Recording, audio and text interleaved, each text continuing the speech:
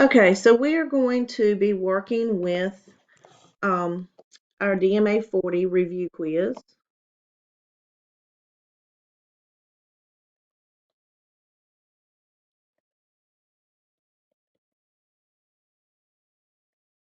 And on this, the very first question we have, they give us 12 plus A plus B.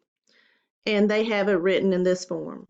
And they ask us to rewrite this using the associative property. So what the associative property had to do with was grouping, how things are associated.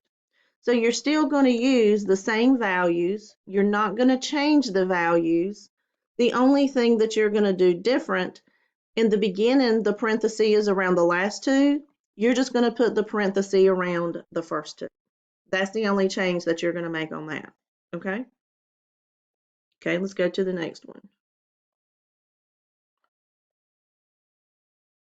A stereo is on sale for $379. It's regularly priced at $379. It's on sale for 10% off. Find the discount and the sale price.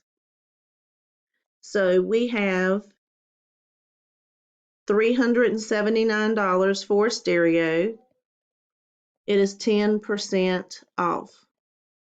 So I would set this up as a proportion. Your percent is always over the 100. The percent we're trying to solve for, which is the equal amount, the 379 is the whole, or it's the total amount. So once you have it set up this way, all you need to do now is cross multiply and divide. So you're going to have 379 times 10 and divide that by 100. And that will give you $37.90. So $37.90 is the discount. Okay, so that's our discount. And to get the sale price, we're going to take the $379. We're going to subtract the $37.90, and that's going to give us our sale price. So $379 minus $37.90, we have $341. Even though it says 0.1, you would type in 10 because that would represent 10 cents. Okay? So when you have any of these percent type problems, don't hesitate to set them up as a proportion. Solve the equation for y. 3y plus 4y equals 6y plus 7. So we have 3y plus 4y equals 6y plus 7. On the left side, the first thing we want to do is to combine the like terms. So we have 7y equals 6y plus 7. We want to move our y from the right over to the left so they're on the same side. We do the opposite. So we subtract 6y to make it cancel. We now have a positive 1y, which is equal to 7.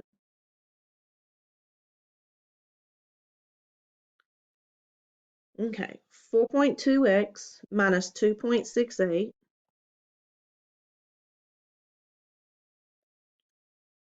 4.2x minus 6.28 is equal to 1.68 minus 6.7x.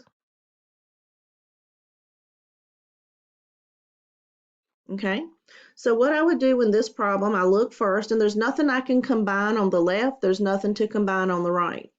So I'm going to take my x, just to be consistent, and I'm going to move my x to the left. So I do the opposite to make it cancel.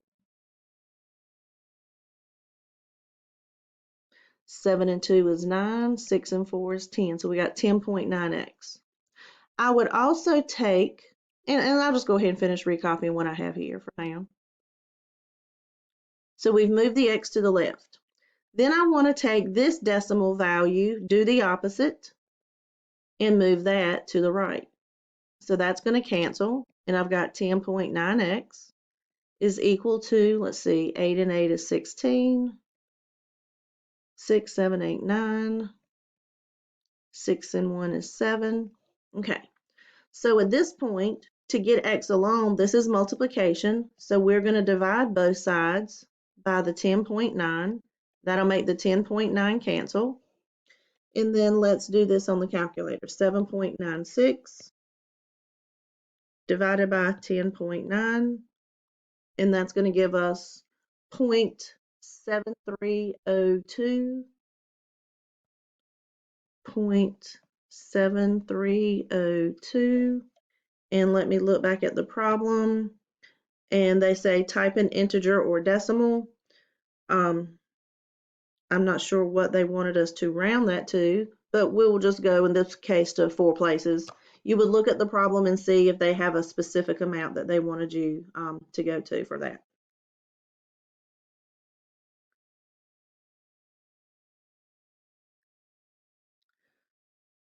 Using x as an unknown number, write the statement below as an equation.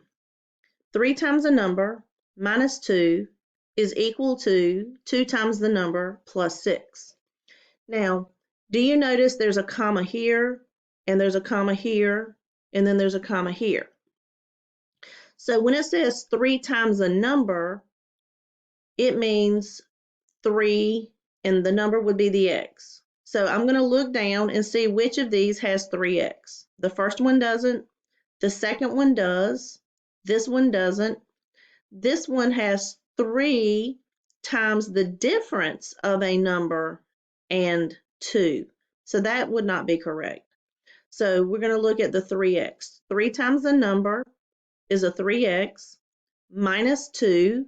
There's your minus 2 is equal to, there's your equal sign, 2 times the number, and then the comma, so that 2 times the number is a 2x, and then after the comma is a plus 6. So we would choose the equation B, 3x minus 2, 3x minus 2 equals 2x plus 6. From here, once you've chose the equation, they then want you to solve.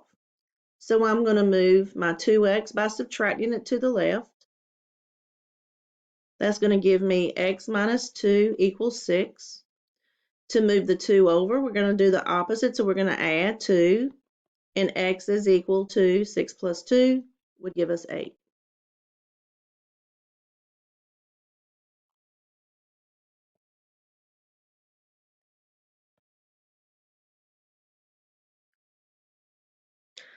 The perimeter of a basketball court is 84 meters, and the length is 6 meters longer than twice the width. What are the length and the width? Okay, so this is one, if I were doing this, I would redraw my figure.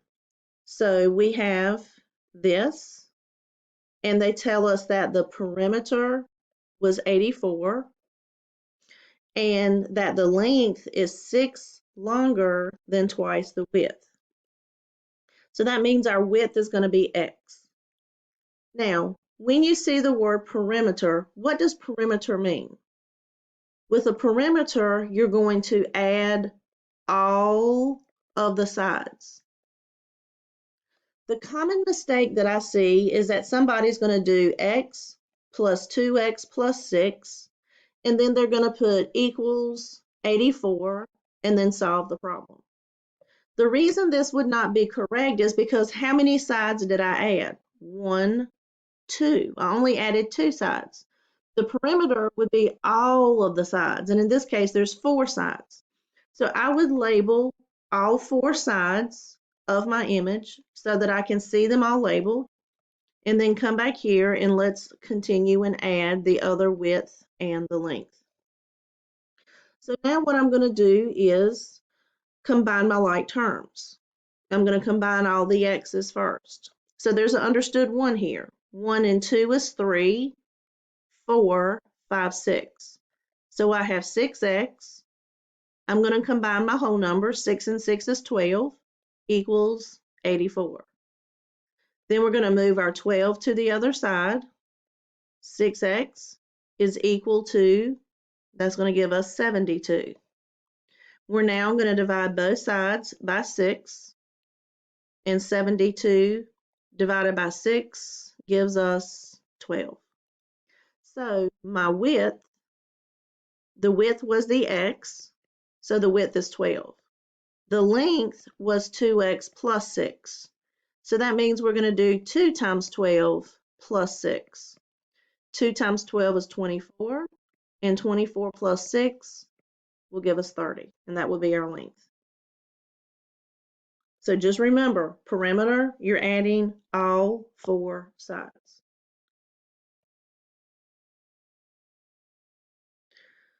Chris can be paid in one of 2 ways, Plan A and Plan B.